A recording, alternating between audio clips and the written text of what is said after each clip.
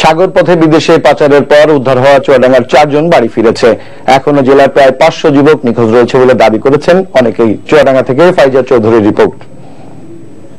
যখন শুনলাম যে টিভিতে 5 মাস আগে পানিপথ বন্ধ হয়ে গেছে, তখন আমরা দালালের হাতটা চেপে ধরে, তারপরে দালাল বলে যে না গেলে তোদের গুলি করে মেরে দেবো। তখন আমাদের হাত পিছনে বাইরে মুখে টেপ মেরে আমাদের জোর করে তলায় তুলে দেয়।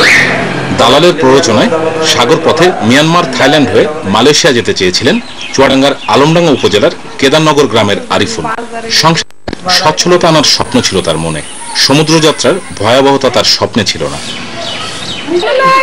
পাচারের খপ্পর থেকে ফিরে আসা সদর উপজেলার ছোট সলুয়া গ্রামের তরিকুল ও গোবরগাড়া গ্রামের কিশোর শফিকুলও বলছিলেন পাচারকারীদের নির্মম নির্যাতনের কথা।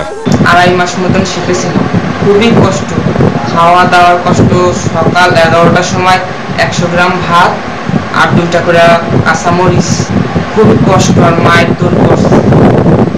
ভাগ্যক্রমে এরা ফিরে এলেও এখনো জেলার প্রায় 500 যুবক নিখোঁজ আছে, এমনটাই দাবি স্বজনদের। বিদেশ নিয়ে যাবার কথা বলে তাদের কাছ থেকে এরই মধ্যে লাখ লাখ টাকা হাতিয়ে নিয়েছে সংঘবদ্ধ দালালরা।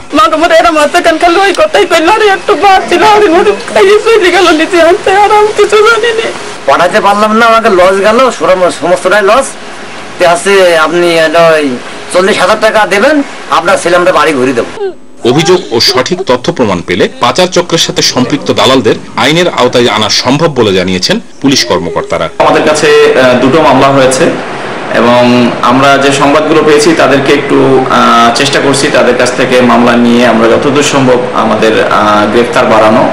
গত 21শে মে মিয়ানমার উপকূল থেকে উদ্ধারকৃত 146 জনের মধ্যে ছিল চুয়াডাঙ্গার 4 জন। ফাইজার চৌধুরী, মাছরাঙা সংবাদ, চুয়াডাঙ্গা।